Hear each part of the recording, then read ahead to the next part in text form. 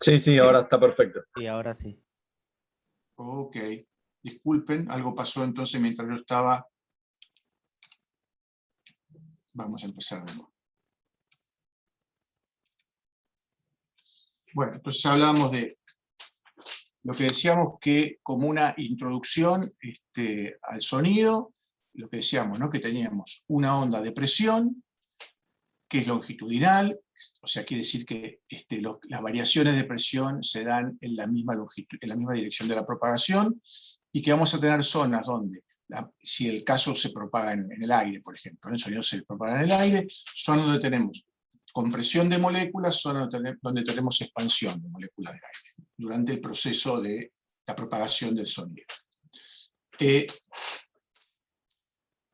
que tener en cuenta, digamos, en qué rango de frecuencias nosotros, los seres humanos, podemos escuchar, ¿no? Los seres humanos podemos escuchar, puede haber pequeñas variaciones, pero en general entre los 20 Hz y los 20.000 Hz. A diferencia de otras especies del reino animal, como no sé, la paloma, el gorrión, la rana, que fíjense que andan con su capacidad de poder percibir frecuencias, que en el caso de las tortugas será de 20 Hz a 1 kHz, en el caso, no sé, de las palomas será de 200 Hz a 10.000 Hz. Y en el otro rango podemos tener otro tipo de habitantes del mundo animal, como por ejemplo, los monos andan muy cerca de, o los chimpancés muy cerca de los humanos, entre 100 Hz y 20 kHz. Los perros, los gatos andan de los 50 Hz hasta casi los 50 kHz. Los delfines, que evidentemente tienen una percepción de frecuencia mucho más alta que los humanos, hasta 130.000 Hz. Y fíjense que en el caso de las ratas, los ratones, los murciélagos, que llegan casi también por arriba de los 100.000 Hz, justamente hace que los elementos o los emisores de ultrasonido sean una buena herramienta como para ahuyentar a estos animalitos. ¿Okay? Y eso se usa mucho, por ejemplo, cuando uno tiene lugares como supermercados, almacenes, donde tiene comida o algo, bueno, colocar emisores de ultrasonido que un poco alejen a ellos, las ratas y a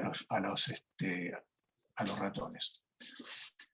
Algo yo esto les comenté verbalmente en las clases que dimos en presenciales, que hay que tener un poco de cuidado en el manejo de la presión sonora, y en particular en el laboratorio 2, que vamos a usar ondas de presión, o sea, sonido, vamos a estar en un rango que vamos a estar a salvo de provocar algún daño a nuestro sistema auditivo. Para que sea una idea, estos gráficos que estamos viendo acá nos dan la variación de la presión sonora en función de la frecuencia. O sea, fíjense que en el rango de los cuales uno puede estar conversando o hablando, estamos en un rango de frecuencias y a un nivel de presión sonora que estamos en lo que se llama la zona segura para nuestro sistema auditivo.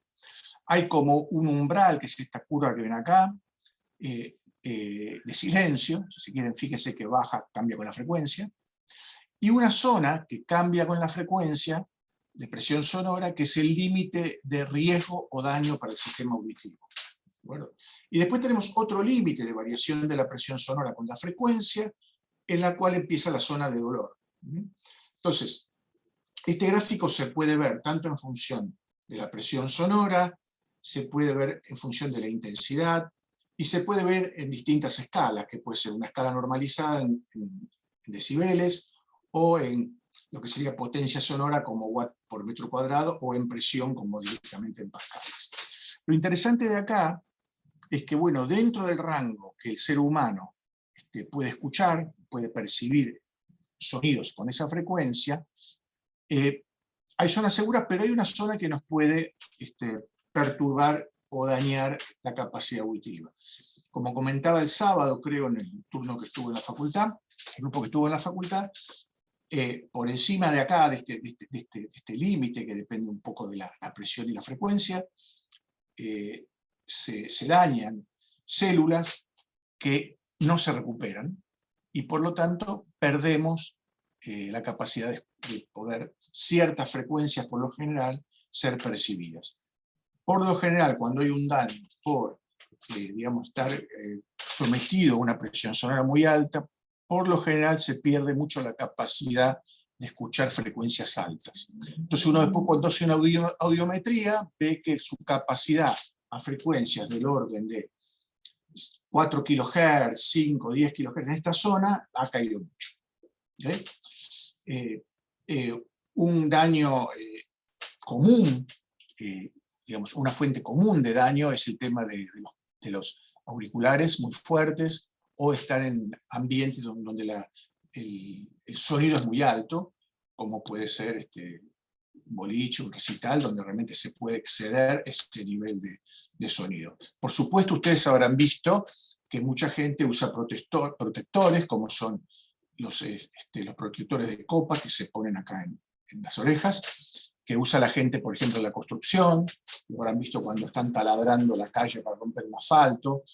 Posiblemente habrán visto a la gente que trabaja en los aeropuertos cuando llegan los aviones y le hace señas para acomodar. Bueno, como justamente el nivel sonoro es muy alto ahí y produce daños, bueno, se buscan elementos de protección. Entonces tengan en cuenta siempre este tema. En Laboratorio 2 no vamos a trabajar en las zonas de daño, estamos bien por debajo del límite de seguridad. Ahora bien, yo le quiero hacer una pequeña introducción de lo que pasa con el oído, porque es un sensor, ¿no? O sea, nosotros acá en Laboratorio 2 vamos a usar sensores, y el sensor más importante lo tenemos en nuestro cuerpo para escuchar, que es el oído, ¿no?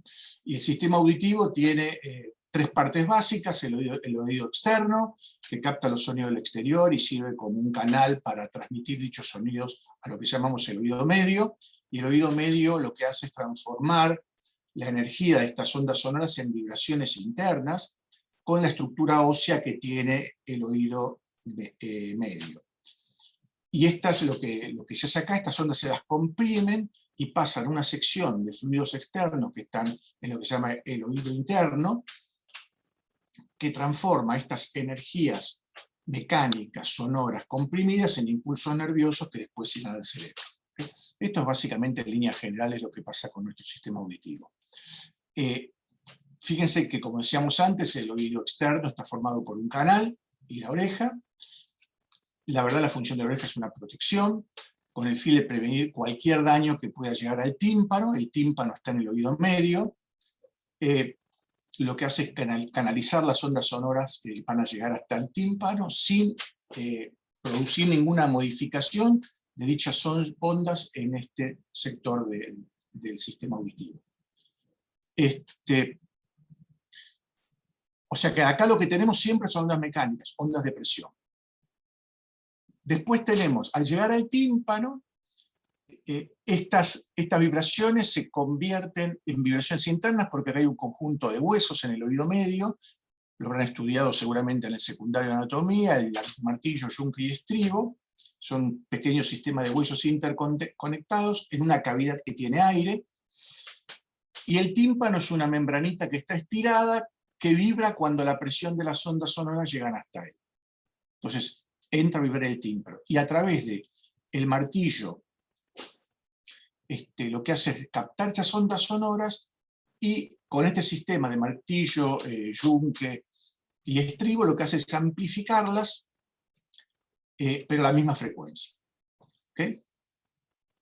Y después se transmiten al oído interno, y lo que sucede es que esta amplificación de las ondas acá puede llegar hasta tener hasta 15 veces de su amplificación original, a través de un sistema de amplificación que es puramente mecánico. Lo que sucede es que después, en el oído interno, que tenemos ahora lo vamos a comentar, tenemos un conjunto de líquidos. Hay una transmisión de esas ondas a estos líquidos, y ahora vamos a contar qué pasa. Pero es importante algo que tenemos acá, en la conexión en el oído, entre el oído medio y lo que sería la boca, a través de algo que se llama tubo de Eustaquio, que no es otra cosa que un nivelador de presión dentro de estas cavidades. La presión que tenemos en esta cavidad se nivela con la presión que tenemos en la zona de la boca. Entonces, cuando este tubo se tapa por algún problema, por mucosa, por lo que sea, lo que se produce es una inflamación porque no se pueden equilibrar las presiones. Y esto es lo que produce finalmente dolor y otros malestares auditivos, ¿no?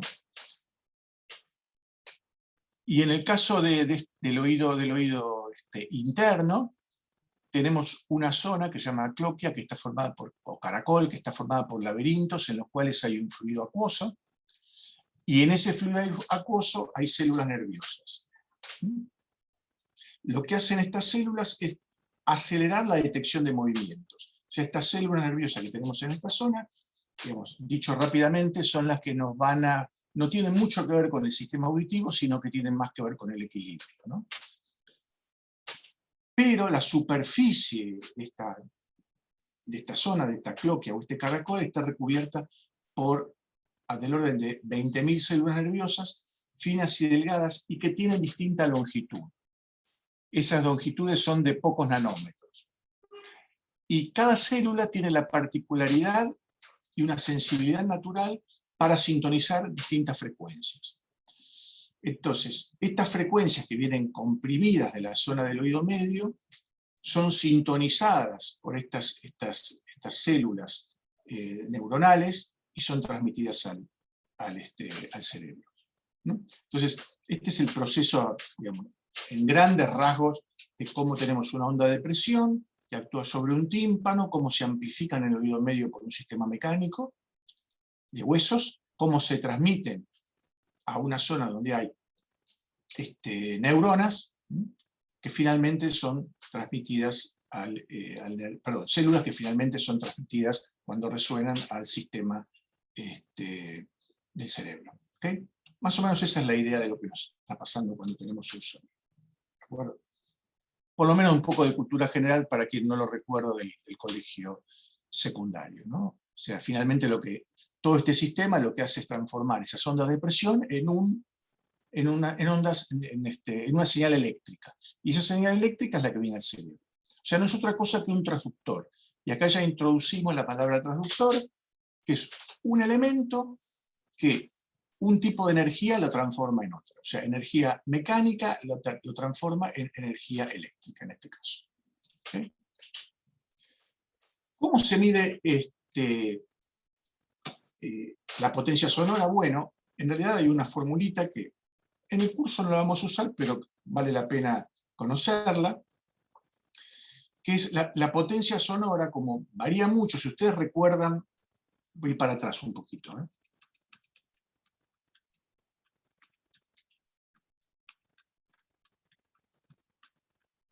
Si ustedes recuerdan, mira esta escala, fíjense la escala en potencia que está acá. Fíjense que la escala en potencia va en watts sobre metro cuadrado, que va de 10 a la menos 12 a 1. O sea, prácticamente tiene 13 órdenes de magnitud. Entonces, para no trabajar directamente en potencia, se trabaja en una escala logarítmica, para poder trabajar más tranquilamente, y esa escala logarítmica introduce una unidad que es la que conocemos con el nombre de decibel, ¿no? Entonces, lo que se hace es, tenemos una potencia que queremos estudiar, W1, y una potencia de referencia, que es el umbral de la audición. Entonces, cuando hablamos de decibeles, hablamos de un producto de 10 por el logaritmo decimal de la potencia que quiero estudiar sobre la potencia umbral. Como esa potencia umbral está en el orden de 10 a la menos 12 watts por metro cuadrado, digamos, esto se define como el decibel. La potencia umbral se pone por 10 a la menos 12. Entonces, si medimos una potencia sonora, bueno, hacemos esta cuentita y la pasamos a decibeles. Es interesante también conocer los niveles de potencia sonora de actividades o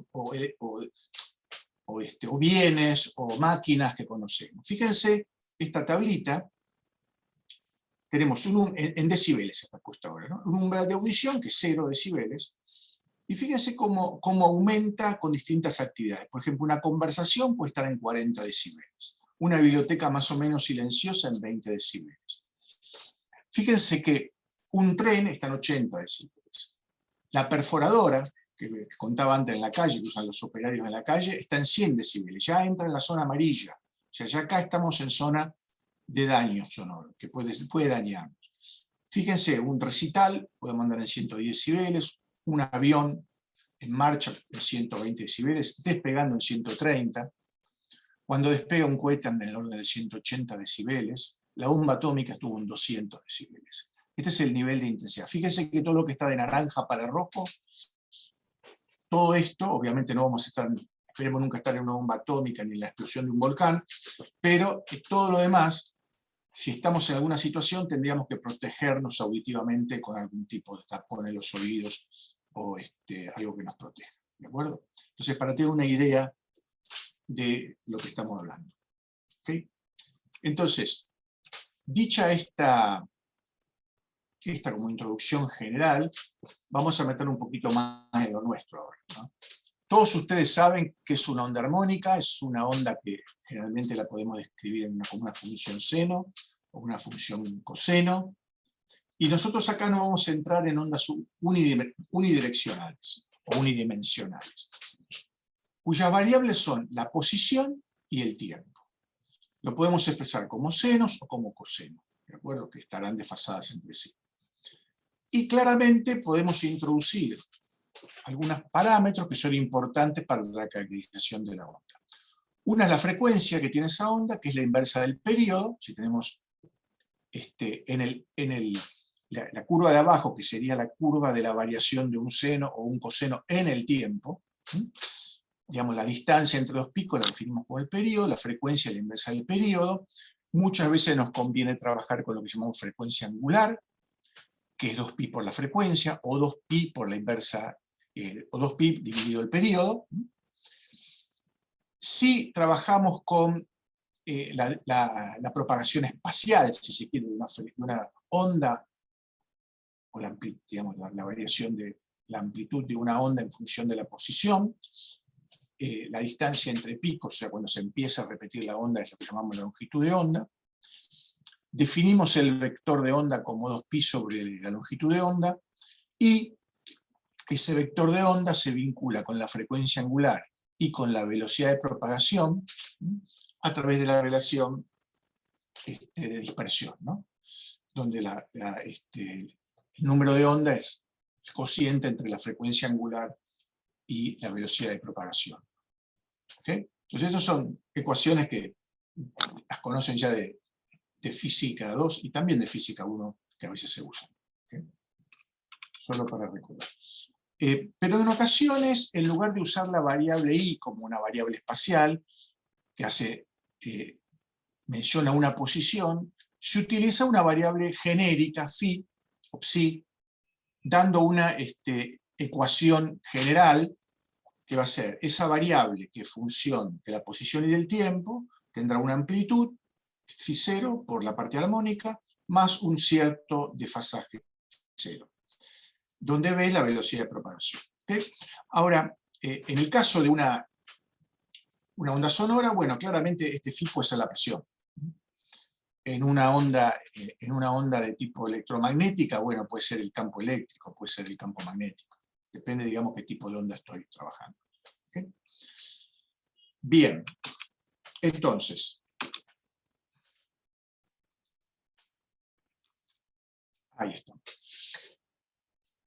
Ahora sí, nos vamos a meter más en lo que es la práctica que vamos a hacer y las cosas que vamos a hacer en esta práctica. Dicho esta pequeña introducción para entender un poquito más cuando hablamos de sonido.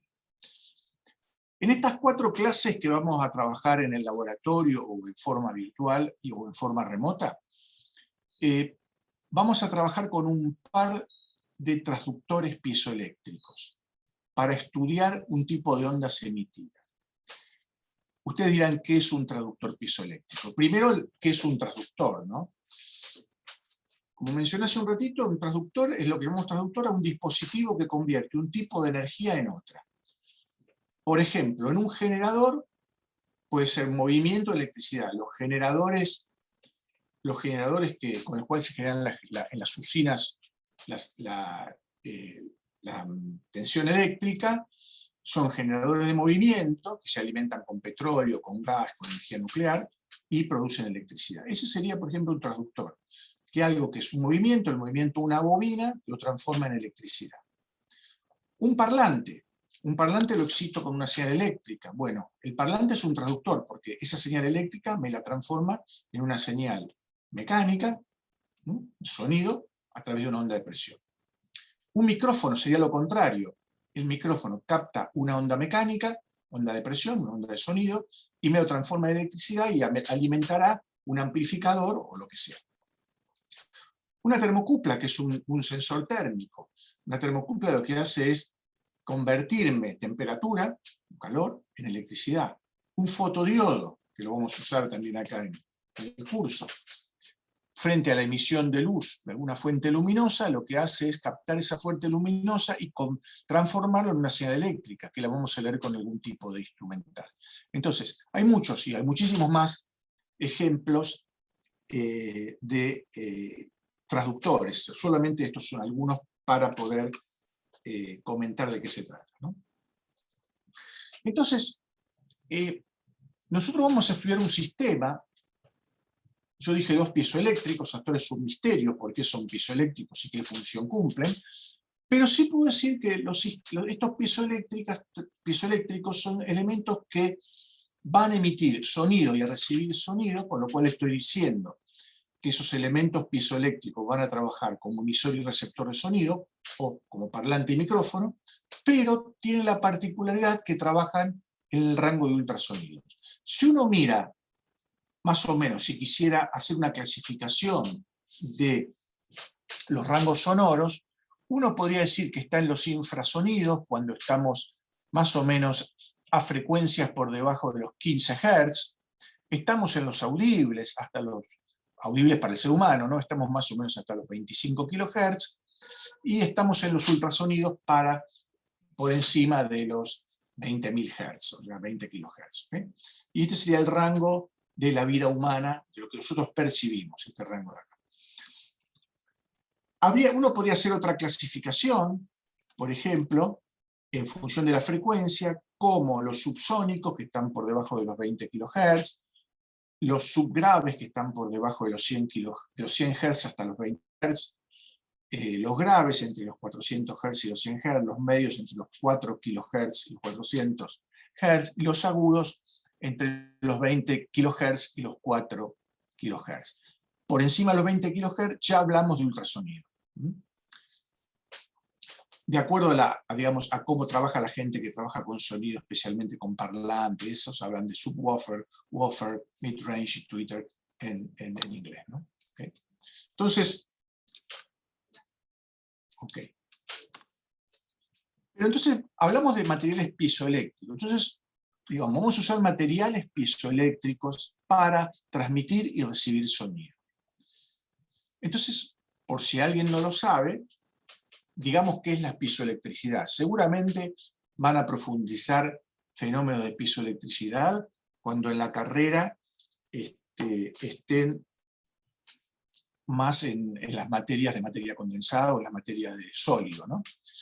Pero la piezoelectricidad es la propiedad que tienen algunos cristales que al ser sometidos a una tensión mecánica se deforman y generan un campo eléctrico. En realidad, lo que sucede, hay materiales, se llaman cristales piezoeléctricos, que pueden ser cristales o pueden ser aleaciones o pueden ser también materiales cerámicos, que cuando yo los comprimo, genero una distribución de cargas tal que si yo los conecto, digamos, si yo esta distribución de cargas la mido, voy a poder medir lo que se llama una diferencia de potencial, tanto si lo comprimo como si lo expando.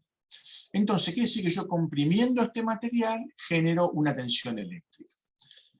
El ejemplo más común que puede encontrar ustedes son en las cocinas, por ejemplo, los chisperos, en las estufas. Ustedes apretan un botón, ponen el gas y salta una chispita. Bueno, lo que hacen cuando apretan el botón, están deformando un material piezoeléctrico por presión. Esa presión genera una tensión eléctrica que la descargan contra tierra y produce una chispita. Esa chispita enciende la hornalla de gas, ¿no? Entonces es el típico, el más común de los ejemplos de los piezoeléctricos. Pero también está el efecto piezoeléctrico inverso. O sea, este efecto piezoeléctrico, repito, es comprimir o expandir un material piezoeléctrico, cambia la distribución de cargas eléctricas en el material y por lo tanto me aparece una diferencia de potencial. Este es el efecto piezoeléctrico directo. El efecto piezoeléctrico inverso es al revés. A ese material le agrego una tensión eléctrica y cuando le agrego la tensión eléctrica, como está en este circuitito que está acá, el material se me puede expandir o se me puede comprimir. Piensen que si primero, el material tiene que tener la condición de que sea piezoeléctrico, que cuando yo... Sí. Disculpe, ¿en qué diapositiva está? Porque creo que estamos En la viendo una 13. diferente. En la de los sonidos audibles, teléfono, música, subsónicos, No, subgraves. no, en la 13. Nosotros estamos viendo la 12, Ángel. Es un tema, yo no toqué nada, vuelvo para atrás. ¿Están viendo esta? Capaz si lo puso en pantalla completa, Capaz se quedó congelado igual. Se quedó Sí, congelado. también. A ver, vamos a ponerlo de nuevo. Voy a salir y volver a entrar. Dale. Voy a salir y volver a entrar.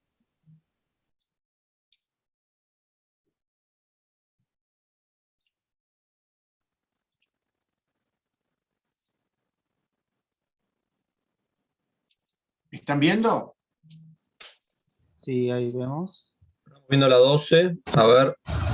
Ahí la 13. Y es electricidad, sí, ahora sí. Ahora lo ves. Sí, se ve que se congeló. Bueno, entonces. Entonces lo que decía es que estos materiales, cuando yo los comprimo o los deformo, me aparece una diferencia de cargas que genera una tensión, un campo eléctrico. Entonces ese campo eléctrico, digamos, lo puedo medir, genera una diferencia de potencial, lo puedo medir. Eso es lo que se llama el efecto piezoeléctrico directo. Y por lo tanto, esto es lo que les comentaba, que los dispositivos para encender hornallas o encender estufas tienen este efecto piezoeléctrico directo, ¿no? También existe el efecto piezoeléctrico inverso, que es, yo le aplico una tensión eléctrica al material piezoeléctrico y eso hace que el material se expanda. Cuando hablamos de esta expansión, normalmente son expansiones micrométricas o menores, son micrométricas por lo general, y bueno, pueden ser tanto de expansión o de compresión, dependiendo de la polaridad que le pongo a la fuente que actúa sobre el piezoeléctrico. Fíjense que si esta polaridad que le pongo a la fuente fuese variable, si fuese, por ejemplo, una tensión alterna, el piezoeléctrico pasaría de la expansión a la compresión, o sea, estaría oscilando, ¿de acuerdo?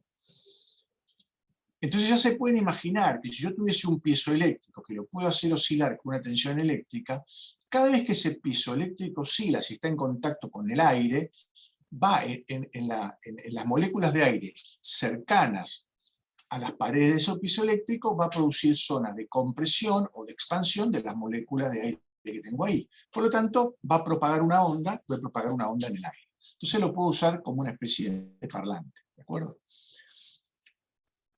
En la experiencia nosotros vamos a usar un material piezoeléctrico primero como parlante y también como micrófono.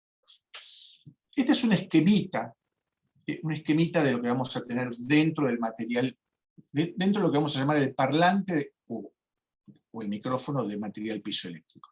Es básicamente una carcasa metálica, ¿sí?, donde tenemos el elemento piezoeléctrico, que es un disquito, una membranita adelante, que es un acoplamiento, un material de soporte, una alimentación eléctrica. Al piezoeléctrico tenemos el positivo y en la carcasa seguramente el negativo. Y cuando coloquemos acá una señal armónica, lo que va a hacer este piezoeléctrico va a empezar a vibrar. Y como está en contacto con el aire, va a haber una onda de presión que se va a propagar. Esto es más o menos el concepto. ¿Cómo lo vamos a usar nosotros en la práctica? Nosotros vamos a tener dos piezoeléctricos. vamos a tener un piezoeléctrico emisor, que lo ven acá en esta carcasita, acá, es este cilindrito que estoy marcando con el mouse, y van a tener un piezoeléctrico receptor, que es este cilindrito un poco más largo. En realidad el piezoeléctrico está adentro de esta carcasa, tanto en uno como en otro. Esta es la carcasa metálica que está dibujada acá como externamente. Adentro está el material piezoeléctrico. Entonces, de alguna manera lo vamos a conectar a través de un cable BNC, el emisor al generador de funciones. Este es el que han usado, en la clase presencial. Acá he puesto un multímetro, un tester que nosotros en las prácticas que vamos a hacer este cuatrimestre lo vamos a usar. Y del otro lado, fíjense que tenemos el receptor que está conectado a un canal del osciloscopio. También podemos conectar, en vez de conectar, fíjense que acá hay una T, tal que la señal que sale del generador de funciones y va al emisor, esa señal también venía acá al multímetro. Pero si en vez del multímetro lo conectamos al canal 2 del osciloscopio, nosotros en el osciloscopio podríamos ver simultáneamente la señal con que excitamos el emisor y la señal con que llega al receptor. Esto está montado sobre un riel, y fíjense que tenemos donde esto está fijo, en este esquema está fijo, yo lo podría mover sobre el riel, y además tenemos los emisor y receptor los tenemos enfrentados a la misma altura, para que estén directamente enfrentados. ¿Ok? Esta es la configuración básica que nosotros vamos a usar en gran parte de estas prácticas de ultrasonido. Van a haber variantes sobre esta configuración básica. En realidad, la característica del piezoeléctrico es que, por lo general, emite a frecuencias características. No es que emite en todo el rango de frecuencias o puede recibir todo el rango de frecuencias. Es bastante limitado. Y estos materiales piezoeléctricos, en particular el que vamos a usar en esta práctica, que es un piezoeléctrico basado en un material cerámico que se llama PZT, también depende de la geometría del soporte. O sea, si la masa a la cual está adherido el piezoeléctrico es este disquito verde, ¿no? Y el piezoeléctrico sería por ahí el rojo que está acá, varía, la frecuencia característica de ese material piezoeléctrico cambia. O sea, cambia el periodo. Yo emito una onda senoidal, ¿no? Esta oscila con un dado periodo característico del piezoeléctrico, pero si cambio las condiciones de la carcasa o del material que está colocado, donde está colocado el piezoeléctrico, el periodo puede cambiar. O sea, un piezoeléctrico más fino, por lo general, tiene un periodo de oscilación más chico. Bueno, decíamos que los materiales piezoeléctricos más comunes, bueno, es el cuarzo y los cerámicos piezoeléctricos, como el PZT, que es un titaniato circonato de plomo, que es el que vamos a usar en los sensores piezoeléctricos que tenemos en la facultad. Pero bien, ustedes dirán, bueno, ¿se acuerdan que yo les conté que ese material piezoeléctrico yo le agrego un campo eléctrico o una tensión eléctrica variable y vibra? Pero ¿puede vibrar de cualquier manera? Bueno, depende mucho del tipo de geometría del material piezoeléctrico. Fíjense que si el material fuese una plaquita y le aplico una polarización o un campo eléctrico en el sentido perpendicular a la placa, positivo y negativo en el sentido perpendicular a la placa, podemos lograr que el movimiento sea en el espesor, o sea, que vibre en este espesor o que vibre en estos lados. Y ese es el modo de vibración del material piezoeléctrico. Puede tener un modo de vibración longitudinal o transversal. Fíjese que si fuese un disco, podría vibrar en forma radial o podría vibrar en forma del espesor. Un anillo, bueno, también en el espesor radial. Una barra, generalmente en el espesor, y lo mismo que una varilla. Ahora bien, acá quiero que esto quede en claro. Que vibre en la dirección radial o en la dirección del espesor, no implica que la frecuencia a la cual vibra sea la misma. O sea, puede ser que el piezoeléctrico en la dirección radial resuene o vibre a una dada frecuencia y en la dirección del espesor lo haga a otra. Entonces quiere decir que va a haber modos de vibración diferentes en este piezoeléctrico. Y de hecho, en los piezoeléctricos que vamos a usar en la práctica tienen este fenómeno. Son discos que tienen dos modos de vibración. Ustedes vieron que en la foto que puse, que la vamos a repetir después, en la foto que puse de nuestro emisor y receptor hay una carcasa. Dentro de la carcasa, esto es una ampliación de lo que hay adentro, tienen el disco piezoeléctrico sostenido con una membranita que va a vibrar, un material de soporte y después los cables que se conectan a ese disco piezoeléctrico. Esto sería lo que hay adentro de la carcasa metálica.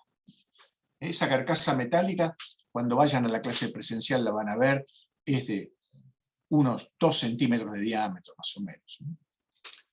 Entonces, nosotros tenemos una geometría de disco para el piezoeléctrico y va a poder vibrar en estas dos direcciones. O sea que hay dos modos de vibración. O sea, la característica que tienen estos materiales piezoeléctricos es que sintonizan frecuencias, o sea, solo responden a frecuencias características. En particular, los que vamos a usar tienen más o menos dos frecuencias características. Una que anda en el orden de los 40 kHz, y otra que anda, este omega que ven acá, omega 0, no es frecuencia angular, es frecuencia en este caso.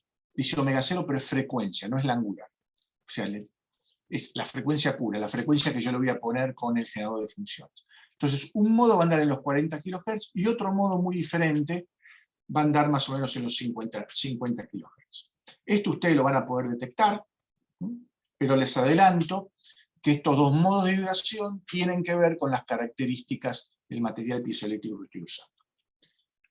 Este piezoeléctrico tendrá estos dos modos de vibración. Hay piezoeléctricos que van a los más de 100 kHz, otros piezoeléctricos que van en los 20 kHz. Hay una gama tremenda de materiales piezoeléctricos y configuraciones con las cuales puedo lograr distintos tipos de frecuencias características. Ángel.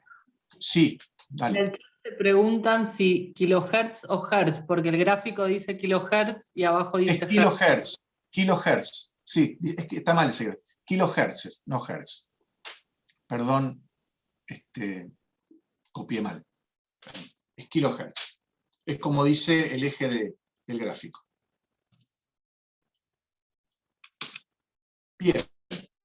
Entonces, volvamos a nuestra experiencia. ¿Qué es lo que vamos a hacer nosotros? Nosotros vamos a tener un sistema, vamos a hablar de un par emisor-receptor. Tenemos un emisor y un receptor, que lo vamos a ubicar sobre un riel a una misma altura. El emisor lo vamos a activar por un generador como el que trabajaron en la facultad, que en la práctica remota será otro generador programable. Cuando vaya a la presencial será el generador Tektronix que usaron ustedes, y el receptor conectado a un canal del osciloscopio. O sea, esta es la configuración básica que vamos a tener. Entonces acá podemos hacer dos cosas.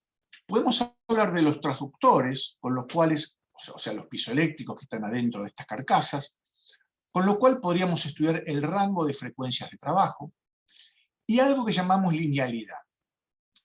Acá dice ángulo de emisión, porque en las clases presenciales, cuando son 100% presenciales, hacemos una experiencia de ángulo de emisión, que es girar el emisor, rotarlo sobre este eje que está colocado acá y ver cuál es la respuesta del receptor. El ángulo de emisión no lo vamos a poder hacer en forma remota. Si da alguna vez en alguna clase lo podemos hacer presencial, pero en forma remota no lo podemos hacer.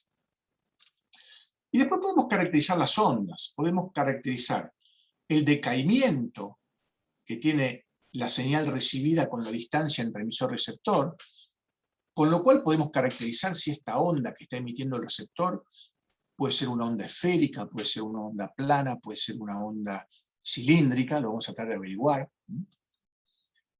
La forma del frente de onda no lo vamos a poder hacer, porque para hacer la forma del frente de onda tendríamos que poder rotar el emisor, y dijimos que no lo íbamos a hacer eso.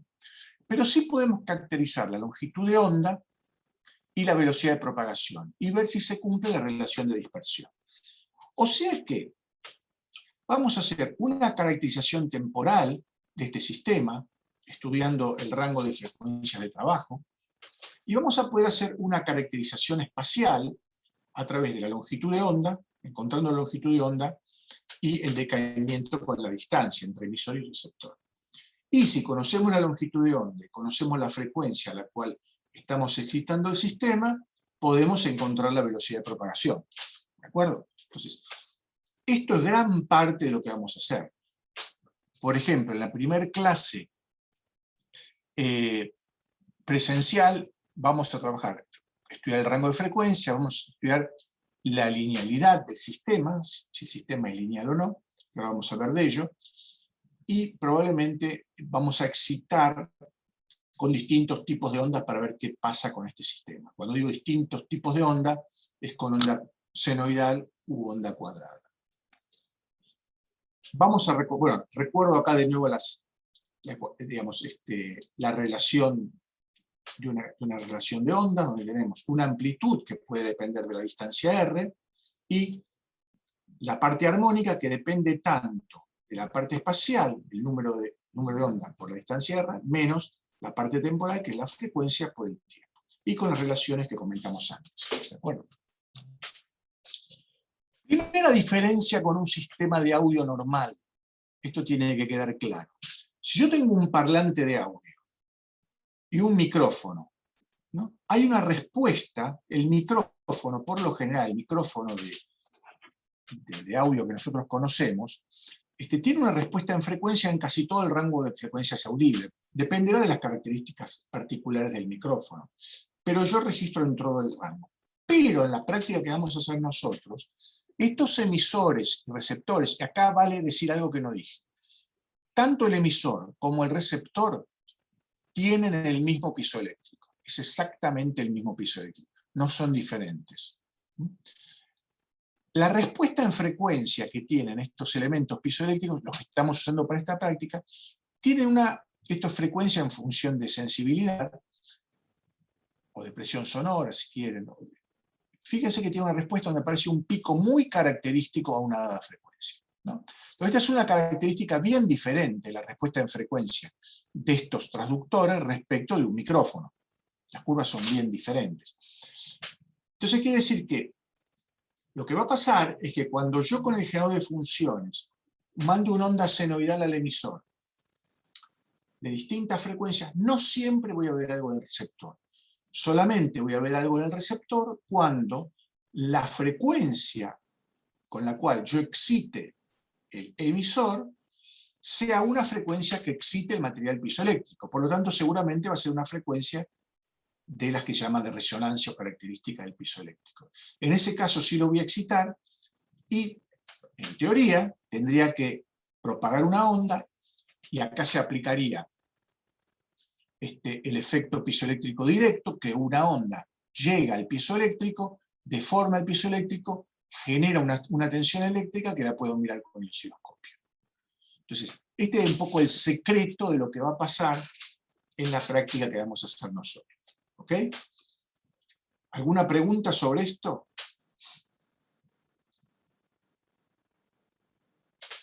Bueno. No. Si no hay preguntas... Por el momento no, profe.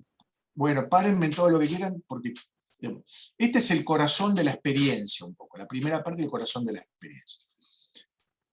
O sea, lo primero que van a hacer ustedes, tanto en la parte presencial como en la parte remota, es decir, bueno, voy a colocar una señal generada por el generador de una dada frecuencia, por decir 200 Hz, por decir algo, la tiro al voleo, con 5 volt pico a pico.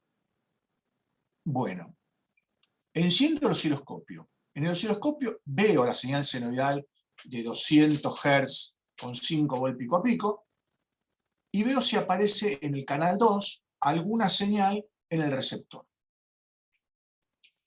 Si no me aparece nada, voy a empezar a variar la frecuencia del generador y voy a ver si en el osciloscopio, en el canal 2, o sea, lo que está recibiendo el receptor, veo alguna señal. Yo les adelanto, van a ver alguna señal, para que no se vuelvan locos, seguramente en el orden de los 40 kHz, pero lo tienen que descubrir ustedes. Entonces, la idea es, bueno, encontrar la frecuencia a la cual voy a tener una señal maximizada que llegue al receptor. Porque no van a ser cualquier frecuencia. ¿Okay? Entonces eso es lo primero que tienen que hacer. Yo les adelanto también que van a encontrar otras frecuencias, no solamente una frecuencia como aparece acá. Van a aparecer otras frecuencias, realmente una segunda frecuencia de los 50 y pico, como les mostré antes, 50 y pico de kilohertz. Siempre vamos a trabajar en esta primera parte con la frecuencia importante, la principal, o sea, la que tiene mayor ganancia, la que me da una tensión más alta en el osciloscopio. La diferencia de tensión pico a pico que detecta el receptor entre esa señal de 40 kHz y la señal de 50 y pico es del orden de 100 veces más. Entonces vamos a trabajar siempre con la de mayor ganancia. Eso por un lado. Entonces, recuérdense que vamos a trabajar en el rango de ultrasonido, porque estos son emisor y receptor de ultrasonido. Por lo tanto, yo les dije pongan 200 Hz, pero es al Pepe. En realidad estos sensores trabajan en el ultrasonido, de 20K para arriba, 20 kHz para arriba. Entonces lo que tenemos que analizar es cómo responde ese par emisor-receptor. Fíjense que acá estamos haciendo una caracterización del par, no estamos haciendo una caracterización de cada elemento por separado, ¿no? Entonces, medio le adelanté, ¿habrá una frecuencia para la cual el sistema responde con máxima eficiencia? Bueno, la tienen que buscar. En la clase presencial, como decía antes, van a cambiar la frecuencia y se darán cuenta, mirando el osciloscopio, si hay una frecuencia en la cual el receptor capta algo. Y en la práctica remota lo mismo. En esa frecuencia de máxima respuesta, ¿cómo varía cambiando el voltaje? Esta es la pregunta que lo tenemos que hacer. Supóngase que encontraron una frecuencia, más o menos, en la cual dice, sí, mira, acá hay una respuesta importante de mi sistema. El receptor detecta algo en esa frecuencia. Bueno, entonces fijo esa frecuencia, no la cambio. Entonces lo que voy a hacer ahora es cambiar el voltaje. ¿Qué voy a hacer? Voy a cambiar la tensión pico a pico que manda el generador, o la amplitud, si quieren, que manda el generador con esa tensión senoidal, y voy a ver cuál es la respuesta del receptor. Entonces, esto, lo que se llama, la traducción de este ensayo, es estudiar la linealidad del sistema. Vamos a analizar si el sistema se comporta en forma lineal. ¿Qué significa eso? En teoría, tenemos posibles respuestas cuando queremos variar la amplitud de la señal de excitación del emisor.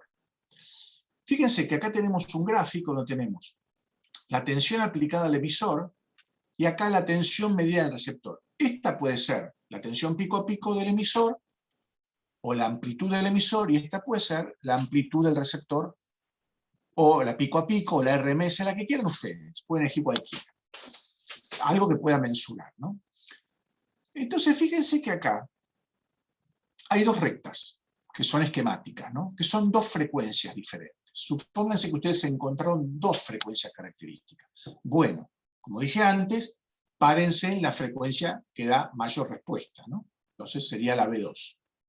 Entonces, ¿cómo yo levanto este gráfico? Bueno, ustedes habrán visto, y voy para atrás, es algo intuitivo también, yo tengo el emisor y el receptor. Lo intuitivo sería que a medida que alejo el receptor del emisor, como la onda está siendo emitida de un lugar más lejano, se atenúe. Entonces no va a ser lo mismo la señal que, para poner un número, yo detecte si el receptor está a 1 metro del emisor que si el receptor está a 1 centímetro o a 2 milímetros del receptor. Entonces, cuanto más cerca está el emisor del receptor, seguramente voy a maximizar la lectura de la onda que llega al receptor. O sea, la amplitud de la onda que registra el receptor va a ser mucho mayor si está lo más cerca posible del emisor. Eso es un tema a considerar, por lo menos en esta etapa que es la del sistema, si es lineal o no. Entonces, ¿qué puedo hacer ahora? Yo voy variando la tensión pico a pico o amplitud que le colocan a la señal senoidal del emisor y leo lo que aparece en el receptor. Y llegará un momento en el cual dije, bueno, hasta aquí llegué, no puedo, o bien porque mi generador de funciones llega a los 20 volt pico a pico y no quiero ir, no puedo ir más allá, o bien supónganse que terminé antes, no llegué a los 20 volt pico a pico, es la señal del emisor, llegué a 10 volt pico a pico. Esto va a ser lo que se llama mi respuesta de calibración. Entonces, mi valor de tensión máxima de calibración va a ser este que está acá. ¿Qué pasa por acá arriba? Y no lo sé porque no lo estudié, el problema para acá arriba. Entonces, esto hay que ser muy consciente porque todo lo que hagamos después en esta práctica va a depender de esta curva que levantemos primero. Entonces tenemos que levantar bien esta curva, que es la curva de linealidad del sistema, a ver si el sistema es lineal, ¿no? Porque puede ser que la curva tenga esta pinta, pero puede ser que tenga esta pinta. O sea, que en algún momento sature. Hay algunos sensores que pueden ser lineales y que después pierden la linealidad. O puede ser que tengan una forma totalmente estrambólica. En realidad, ¿qué quiere decir? Que si yo tengo una curva, una respuesta de este tipo, ¿mi sensor no me sirve? No, no dice que no me sirve. Significa que, bueno, que la respuesta no es lineal y la voy a tener que considerar para cualquier experiencia que haga posteriormente. Si es lineal, lo que sí sé es que, bueno, ante un cambio en la tensión aplicada, me responde linealmente la tensión en el receptor. Si es lineal, si yo multiplico la tensión en el emisor por 2, en el receptor también va a ser por 2. Pero siempre que esté por debajo de la curva en la cual yo calibré mi sistema. Si yo me vengo, supónganse, como dije antes, el generador de funciones llega hasta 20 volt pico a pico. Pero yo esta curva la levanté hasta 10 volt pico a pico.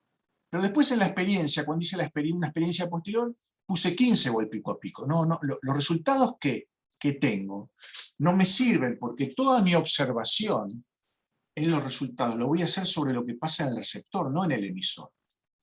Entonces yo no sé si acá esto sigue siendo lineal, o pasa esto, o cambia la curva de forma.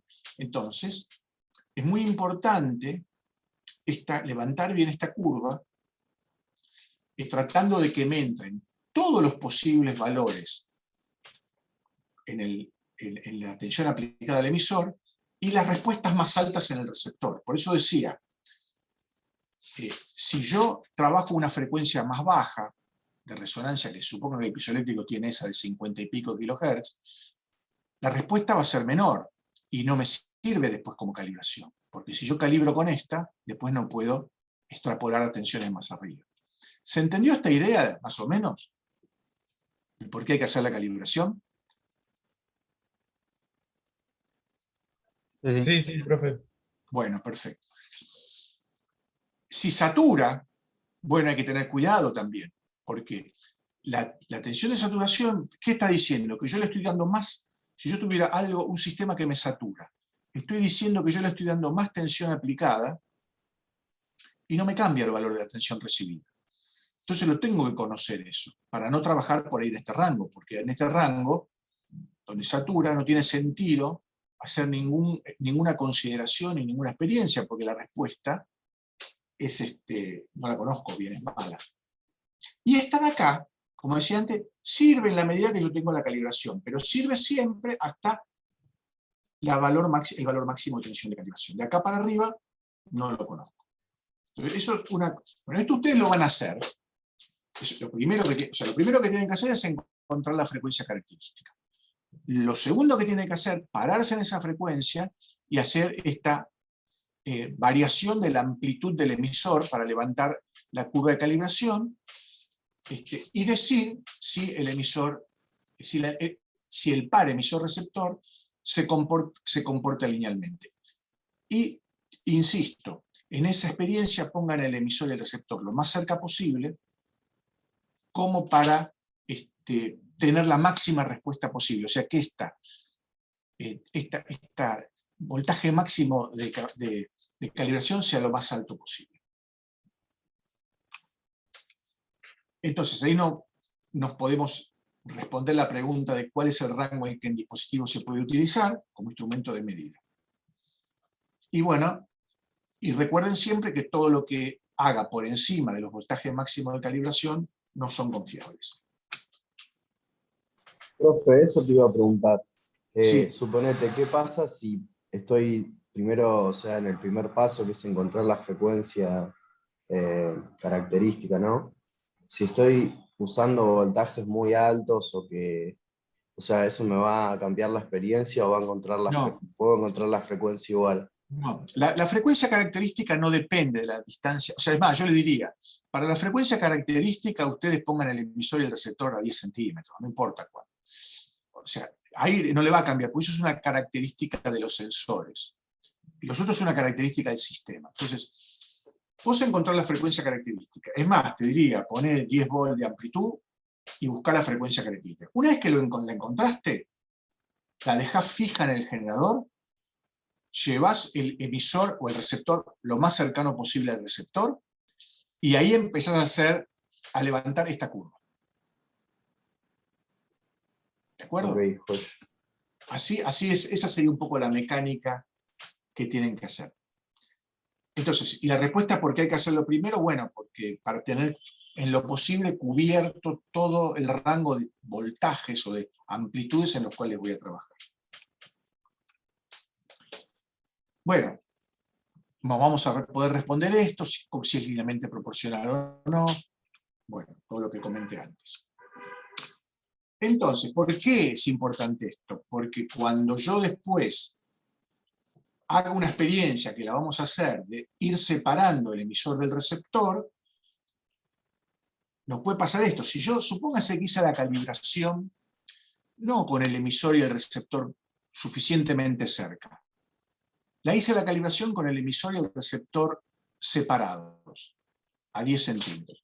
Y empiezo a hacer una experiencia que es tratar de ver cómo cambia la tensión medida del receptor a medida que alejo el emisor del receptor. Yo me voy alejando y tengo esto. Pero si me voy acercando, si la tensión me empieza a subir porque estoy cada vez más cerca, me voy por arriba del voltaje máximo de calibración que había encontrado, porque lo había hecho con una separación de 10 centímetros. Entonces, estas mediciones que están acá no son confiables, porque yo no calibré el sistema en esa posición, digamos, para esas tensiones. Entonces, la calibración me tiene que cubrir todos los voltajes posibles. Eso sería un poco la conclusión o las amplitudes de tensión posibles. Entonces, eso hay que tener siempre esa precaución. ¿De acuerdo? Bueno, ahora, hasta ahí hablamos de la primera y segunda parte. La primera parte es encontrar la frecuencia característica. La segunda parte es la calibración, o sea, la linealidad del sistema. La tercera parte.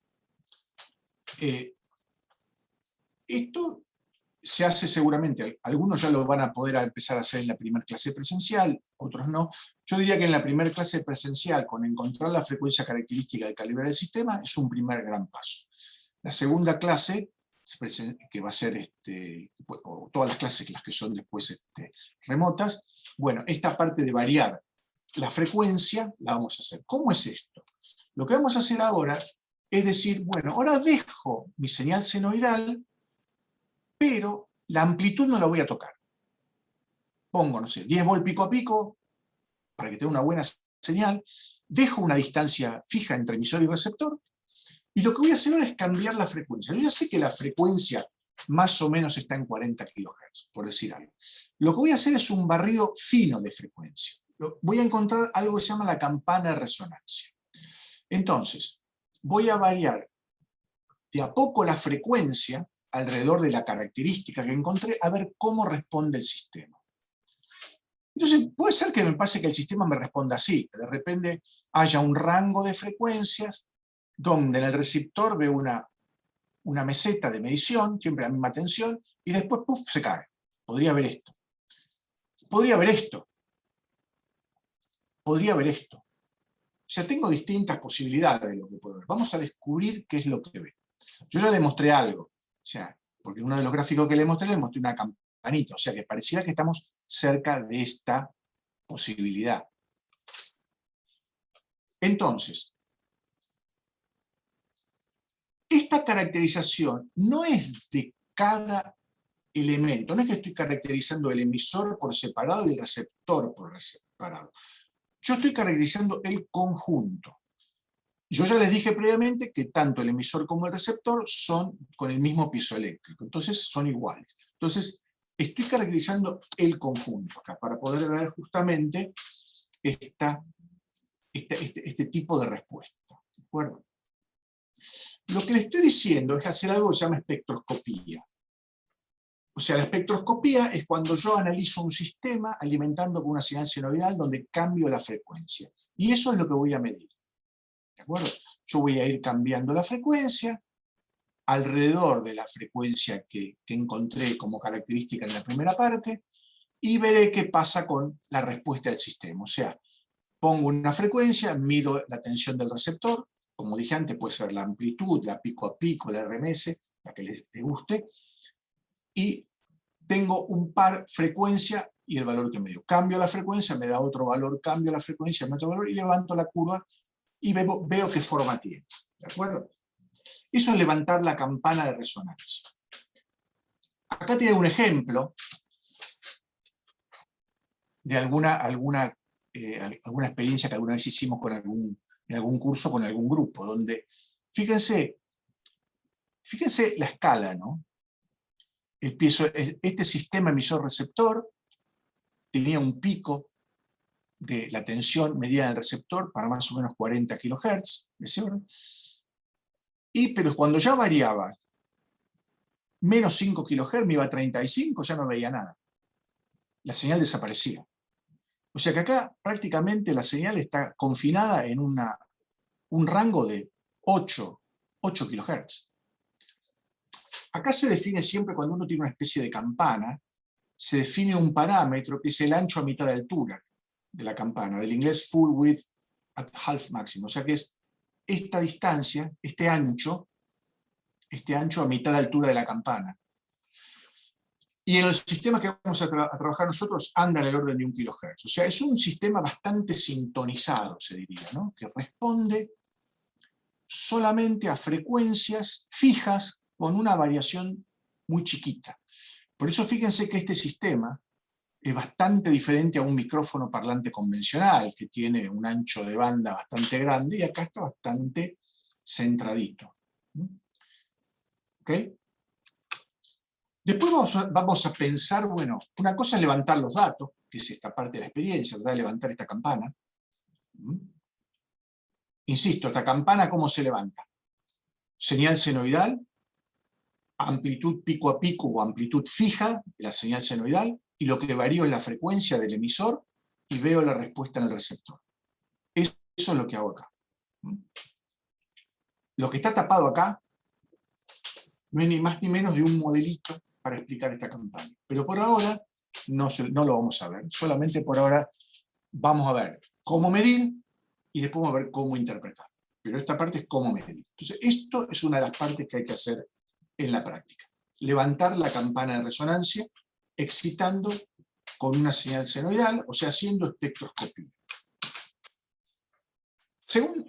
Sigamos avanzando un poquito más, que es lo que también vamos a hacer en ultrasonido. Vamos a nuestra pregunta. ¿Qué sucede si le alimentamos, en vez de con una señal senoidal, con una onda cuadrada? O sea, yo al emisor, con el generador, le mando una onda cuadrada, y me pregunto, ¿qué va a mirar el osciloscopio? ¿Qué va a censar el osciloscopio? ¿Qué piensan que puede pasar? Supónganse que yo pongo una onda cuadrada. Yo ya sé que con la senoidal de 40 kHz el sistema responde. Metí una senoidal de 40 kHz en el emisor y veo una señal senoidal en el receptor. ¿Qué pasa si pongo una onda cuadrada de 40 kHz? ¿Alguien se anima a contestarme?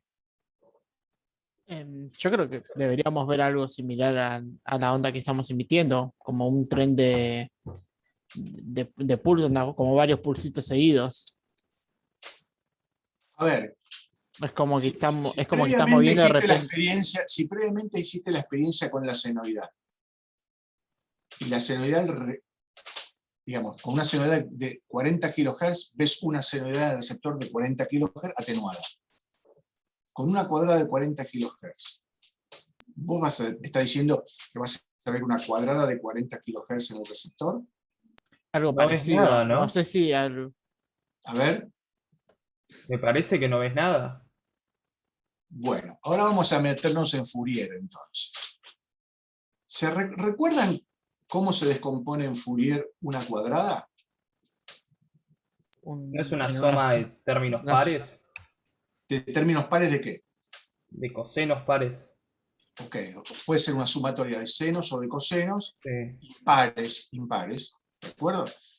Entonces quiere decir que vamos a ver cómo se descompone en Fourier esa onda cuadrada para ver qué es lo que está pasando, lo que puede pasar en el receptor. Vamos a plantearlo así. Entonces, ¿qué es lo que podemos llegar a ver? Hagamos Fourier, ¿no? Esta es la expresión de Fourier, la descomposición de Fourier de una onda armónica. ¿Está bien? La onda cuadrada en particular es esta que está acá. Eso lo puedo descomponer como una sumatoria de n1 hasta infinito, de seno, de 2pi, de 2n-1, por la frecuencia, por el tiempo, dividido 2n-1. El primer término de esta expresión, para n igual a 1, es 4 por el seno de omega 0t. ¿Por qué? Porque si n vale 1, acá me queda 2 menos 1, 1, acá me queda 2pi por 1, por f0, pero 2pi por f es omega. ¿De acuerdo? ¿Me siguen, no? Este sería el primer término. Como es una descomposición de términos impares, la cuadrada, este sería el segundo término, que es el orden, el n igual a 3. Y así sucesivamente. Digamos, digo n igual a 3 porque acá estoy haciendo la sumatoria de 1 hasta infinito, la podría haber hecho de m igual a 1 hasta infinito con los impares, ¿no? Por eso me queda el 1/3 de acá. Y así siguiendo. Ahora fíjense esta forma, qué interesante. Ahora la vamos a conservar de alguna manera. Fíjense que el primer término está multiplicado acá por un 1 que no lo puse, ¿no? Donde uno podría decir que eso lo podría decir como una amplitud inicial por la misma amplitud del primer orden. Esta de acá es 1/3, o sea que es la amplitud es 1 sobre n cuando n vale 3, cuando m, no m lo yo estoy llamando a 2n-1. 1 sobre m cuando m vale 3. Esta es la amplitud, fíjese que la amplitud del segundo término es 1/3. Esta es la amplitud del tercer término, es 1/5, y así sucesivamente. ¿De acuerdo? Esto es lo que tenemos acá. O sea, que quiere decir que me va a cambiar, y la frecuencia, fíjense que acá es omega 0, acá aparece 3 omega 0, porque claramente aparece el 2n-1 acá, y acá 5 omega 0. O sea, en estos términos de la suma, se me está modificando la amplitud de cada término, y se me está modificando la frecuencia de cada término. Entonces piensen un poquito. Si esta es la descomposición de la onda cuadrada, y la onda cuadrada, pongo una onda cuadrada en el emisor de 40 kHz. El primer término tiene 40 kHz, porque la frecuencia no cambió. Pero el segundo término tiene 120 kHz. Y el tercer término tiene 200 kHz. Ahora, de todos el único término que va a excitar el sistema es el de 40, porque el sistema se excita en 40. O sea que estos términos no lo excitan. Entonces quiere decir que si yo pongo una onda cuadrada de 40 kHz, tendría que haber una senoidal de 40 kHz. Ni un pulso, ni nada, ni otra cuadrada. Porque estos términos no los excita el sistema. ¿Qué pasa si yo ahora pongo una onda cuadrada, no de 40 kHz, sino de 1/3 de 40 kHz? O sea, 13,3 kHz. Bueno, este término tendrá una frecuencia de 13,3, pero este término es 13,3 por 3, este 40. O sea que este término va a excitar en el sistema y el resto no. O sea, filtra este término. Si yo pongo una cuadrada ahora que sea de, por ejemplo, 8 kHz, ¿no? Este término, tendrá 8 kHz, no lo va a ver. Este término tendrá 3 por 8, tampoco lo va a ver. Este término tiene 40 kHz. O sea, este término se va a ver, pero con una amplitud de 1/5 de la inicial. ¿Qué estoy diciendo? Voy a ir más adelante y lo veo acá. Acá traté de representar la onda cuadrada en rojo que estoy mandando por el generador y la onda senoidal que estoy viendo en el receptor. O sea, si yo pongo una cuadrada de 40 GHz, si funciona la representación de Fourier, yo acá tendría que ver una senoidal de 40 GHz, probablemente atenuada por la distancia que tengo entre receptor y emisor. Ahora, cuando yo le pongo 13 kHz, 13,3, se me excita el tercer término, se me excita este de acá. Entonces voy a ver en el emisor, en un canal de osciloscopio, la onda con la cual excito el sistema, y en la respuesta veré una onda que es de 1/3 de la amplitud inicial, pero de la frecuencia no de 13, de la frecuencia de 40. Fíjense que la frecuencia de la onda senoidal acá adentro es diferente de la frecuencia de la cuadrada. ¿Bien? Y si ahora coloco una cuadrada acá de 8 kHz, yo tendría que ver el tercer término de la descomposición. Tendría que ver que lo que veo acá sea una senoidal de 40 kHz, pero con una amplitud que sea 1/5. Y así sucesivamente. Si voy al término que no está escrito acá, que sería 1/7, bueno, la amplitud sería 1/7 de la inicial, y la frecuencia sigue siendo de 40 porque excito el cuarto término. Entonces, eso es lo que nosotros tendríamos que ver si es que realmente mi sistema me descompone la cuadrada en Fourier. Eso vamos a tratar de comprobarlo en la práctica también. ¿De acuerdo? ¿Alguna pregunta sobre esta parte? A ver una respuesta, a ver si están conectados por lo menos. Para mí se entendió Todo clarísimo. perfecto, Sí, profe. todo bien. Ok, entonces, Está bien. yo voy a ser reiterativo. Primero, encontrar la frecuencia característica del sistema.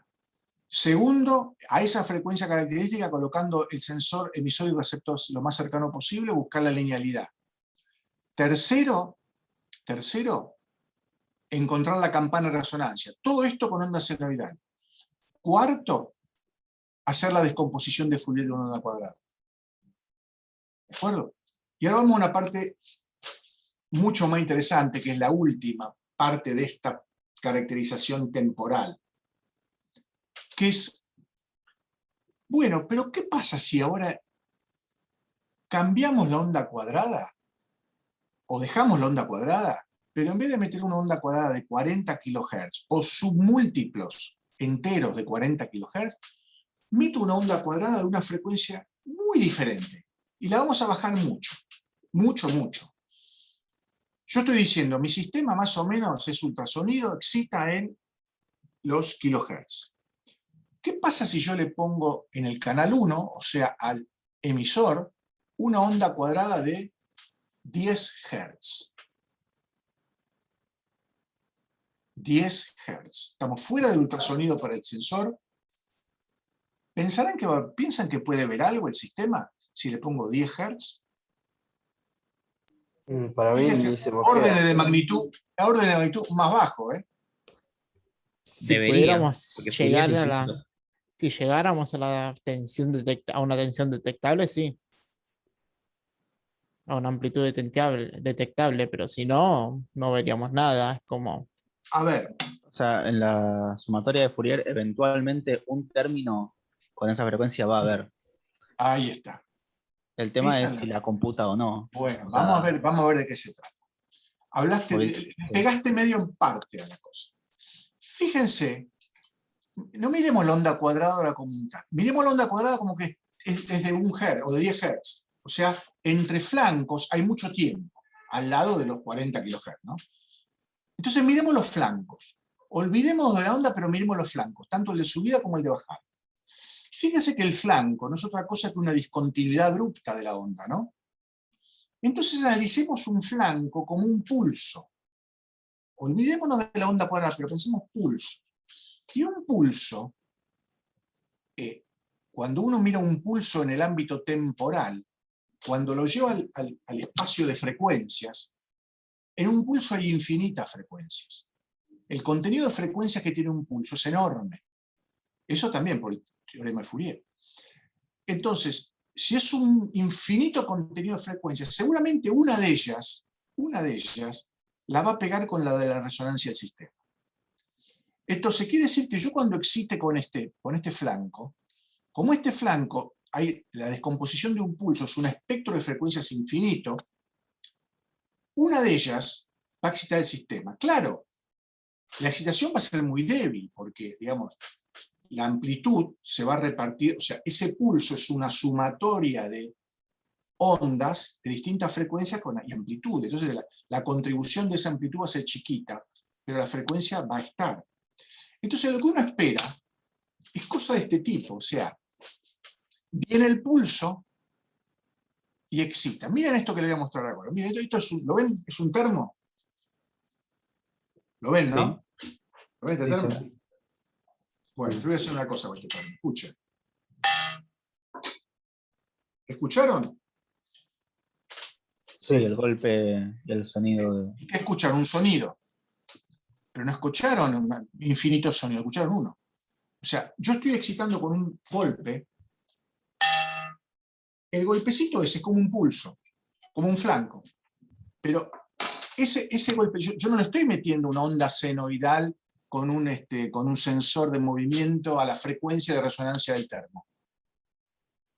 No estoy haciendo eso, porque seguramente ese termo tiene una frecuencia, de acuerdo a su geometría, tiene una frecuencia de resonancia. Sin embargo, yo le pego con una cucharita y suena. Pero estoy excitando la frecuencia fundamental de ese termo. ¿De acuerdo? Esto es parecido a eso, como darle una patadita al sistema y a ver qué excita. Y lo que uno espera es que algo excita, y como en el termo, vieron, yo golpeé y decayó, porque no seguí golpeando, entonces el sonido se escapa, se va. Acá también, si yo le pego al sistema con un flanco, es probable que el sistema responda y se atenúa. Entonces es probable que hagamos cosas de este tipo. Ahora bien, esto es una extensión del teorema de Fourier que viene de este tipo. En el teorema de Fourier dice que la extensión de la función en el tiempo y su transformada, o sea, la transformada de Fourier de esta función, son inversamente proporcionales. O sea, que si yo miro esto en el espacio de las frecuencias, para un seno, en este caso, a una frecuencia omega 0t a tiempo infinito, lo que tengo es un pulso en el diagrama de frecuencia, donde este pulso es la frecuencia característica de esta señal. Esto es lo que me dice la transformada de Fourier de una señal senoidal. La transformada de Fourier de una señal senoidal, pero comprimida, o sea, mucho más acotada en el espacio, en un intervalo de tiempo, bueno, se obtiene por este producto, donde si hago la transformada, lo que obtengo es en el espacio de las frecuencias una señal que es un sinc, una señal sinc, modelada, convolucionada por un pulso. Entonces es una señal que tiene un ancho de frecuencias que es inversamente proporcional a el ancho temporal del trencito de ondas que puse acá, esto es un delta t. Entonces, en el espacio de las frecuencias, el ancho de este sinc va a ser proporcional a la inversa del ancho de la señal seno que puse acá. Y va a estar centrada en la frecuencia característica de este seno. Esto es lo que me hace la transformada de Fourier.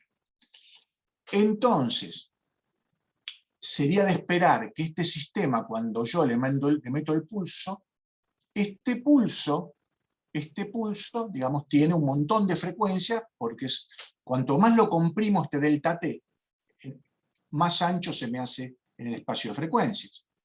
Entonces quiere decir que alguna frecuencia de estas, imagínense que esto yo no lo voy a dibujar, pero esto ahora va a ser como una gaussiana larguísima acá, en el espacio de frecuencias. Alguna de ellas va a excitar el sistema.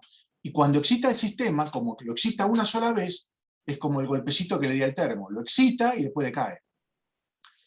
Entonces, lo que ustedes pueden hacer es analizar este sistema. ¿Cómo lo analizan? Como les dije antes. Pongan 10 Hz, con una amplitud pico a pico, no sé, 10 volts, con el emisor y el receptor suficientemente cerca, y miran lo que pasa en el canal del receptor. Y una vez que miran y se obtienen esto, se centran en la información que da el receptor. O sea,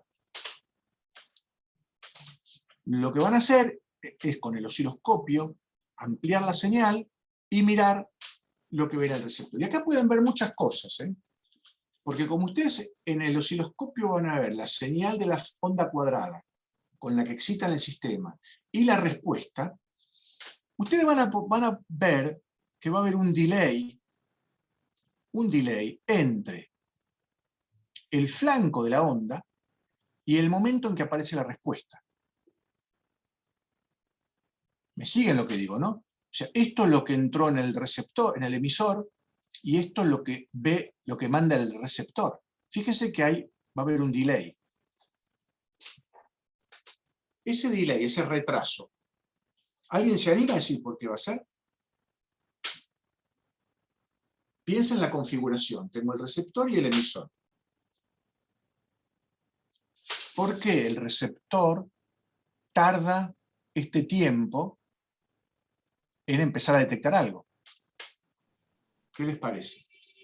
El tiempo que tarda la onda en llegar de uno al otro. Tal cual. Es el tiempo que tarda la onda en llegar. O sea, yo acá le pegué la patada al emisor, la onda empezó a viajar y en un momento el detector la ve. O sea, acá hay un tiempo que si yo soy cuidadoso con las mediciones, como yo sé a qué distancia están las dos, por lo menos la carcasa del receptor y la del emisor, a qué distancia están, y si yo este tiempo lo puedo calcular leyéndolo en el osciloscopio, conozco la distancia, conozco el tiempo que puedo calcular. ¿La velocidad del tren de ondas? La velocidad de propagación. La velocidad de propagación de esa onda en el medio, o sea, la velocidad de propagación del sonido en el aire. Entonces yo esto lo podría hacer. Acá hay una pequeña cosa que es interesante de mencionar, que voy a ver si puedo anotar. Fíjense que ustedes tienen acá el emisor, por decir algo, ¿no? Y acá tienen el receptor. Están viendo el dibujito, ¿no? Sí. Sí, se ve, Ángel. Entonces, en realidad está la carcasa. El piezoeléctrico estará acá adentro y el otro piezoeléctrico estará acá adentro. Esta distancia que yo mido de emisor a receptor, en realidad es esta distancia entre carcasas. Esa distancia D.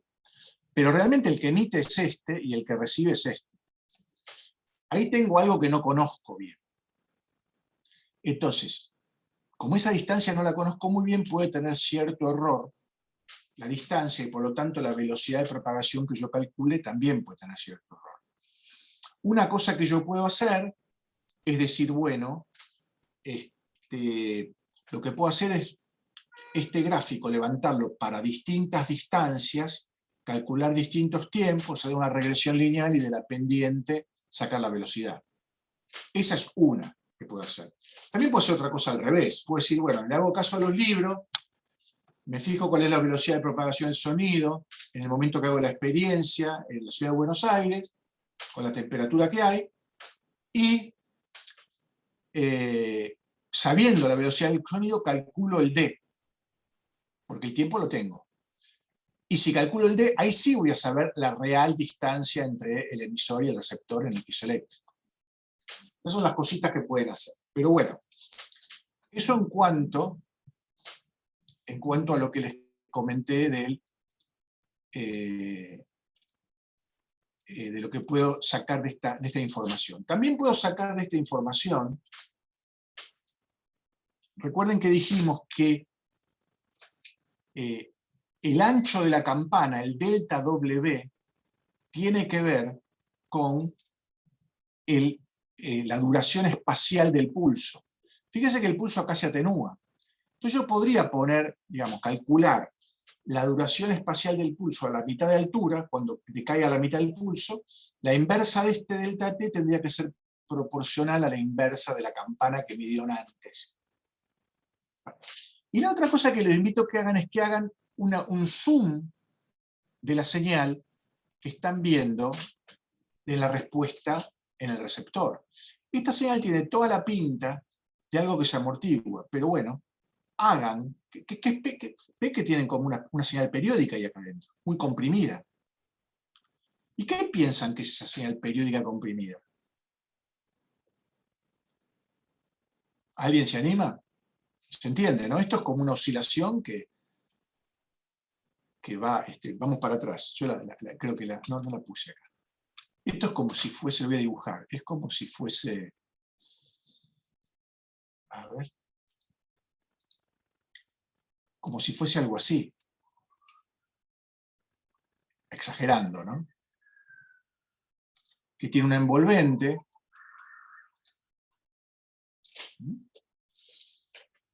Tiene toda la pinta. Bueno, analicen esto, lo que está acá adentro y después me cuentan. Se los voy a dejar para que lo hagan, ¿no? Igual que la envolvente. ¿Por qué crece y después cae? O sea, piénsenlo todo esto. Y una cosita más. Fíjense que acá lo único que hice yo es poner un flanquito de la cuadrada. Pero la cuadrada sigue y acá tendrá otro flanco de la cuadrada. Y después otro. Entonces, lo importante de esta señal es que el siguiente flanco de la cuadrada, ahí sigue el de la caída, aparezca cuando ya esta señal decayó, lo que estoy viendo en el receptor decayó lo suficiente. ¿De acuerdo? Entonces, esas son cosas que ustedes van a poder hacer en la práctica y realmente, digamos, este estudio con la onda cuadrada, estamos saliendo de lo que es espectroscopía, porque lo estamos haciendo no con una señal senoidal y variando la frecuencia, estamos haciendo con un pulso, estamos usando la onda cuadrada como los flancos para que se transformen en pulsos, y a partir de esa excitación, ver qué pasa con el sistema. Y es muy rica la información que uno puede tener. Entonces decimos, el ancho de la campana esta es proporcional al ancho de la respuesta.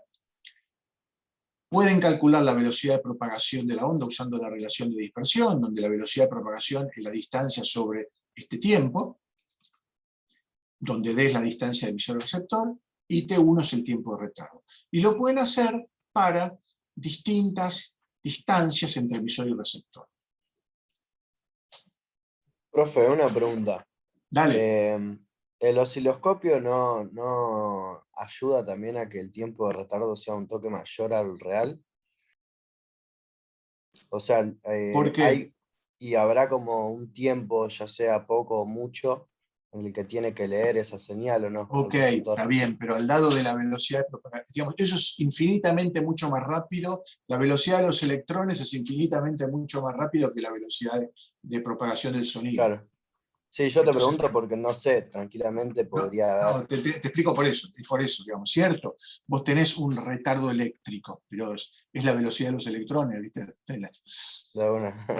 Es eso, entonces pero lo vas a poder ver y lo vas a poder analizar. Entonces, Pero, perdón, ¿el osciloscopio no tardaría algún tiempo también en procesar la información que le está llegando? Más allá de la velocidad de poner los electrones. no, pero insisto, ese tiempo, por supuesto que hay un tiempo, pero ese tiempo es indetectable frente a la experiencia que estás haciendo. Es órdenes de magnitud mucho más rápido. Perfecto. Por supuesto que siempre tenés un pequeño delay, y es la velocidad de la luz, ¿viste? A la que viajan los electrones. Pero para este tipo de experiencia no vas a tener ese problema. ¿De acuerdo? Bueno, esto conforma lo que es la primera parte de ultrasonido. Después, nosotros lo llamamos este bloque como la caracterización temporal, si se quiere, de la señal. Después va a venir una caracterización espacial, después va a venir otra manera de poder estimar usando la relación de dispersión, de poder medir la velocidad de propagación del sonido en el medio, y después vamos a hacer una experiencia de interferometría con el modelo de Young, experiencia de Young. Entonces, digamos, con esto uno como que finaliza la primera parte, que es la que van a empezar a hacer en la forma presencial y la que van a hacer en la forma remota. Les voy a comentar, digamos, todas estas cosas que dimos, en menor o mayor medida están en campus. Vean los videos asincrónicos, por favor, antes de hacer la práctica especial, la práctica remota, y antes de ir a la clase presencial, vean todo lo que hay en campus, vean los videos asincrónicos, para llegar a la práctica con una base importante de lo que van a hacer. Eso por un lado. Después, se subió ayer en campus un video también, que es un video de la práctica remota, que lo filmó el cuatrimestre pasado la doctora Andrea Bragas. Es un video de unos 30 minutos, donde explica la práctica ultrasonida, pero cómo hacerla en forma remota, ¿no? Cómo van a mover en forma remota, cómo van a cambiar la distancia entre emisor y receptor. Algo lo contó en su momento Sebastián, que ahora está llegando. Hay una filmación que les recomiendo que lo vean antes de hacer la práctica remota para estar cancheros. Está en la solapa de campus, que tiene que ver con ultrasonido. Entonces, vean los videos sincrónicos y vean la práctica remota. Lo que podemos hacer ahora, si les parece, hacemos un intervalo hasta las 7, yo diría,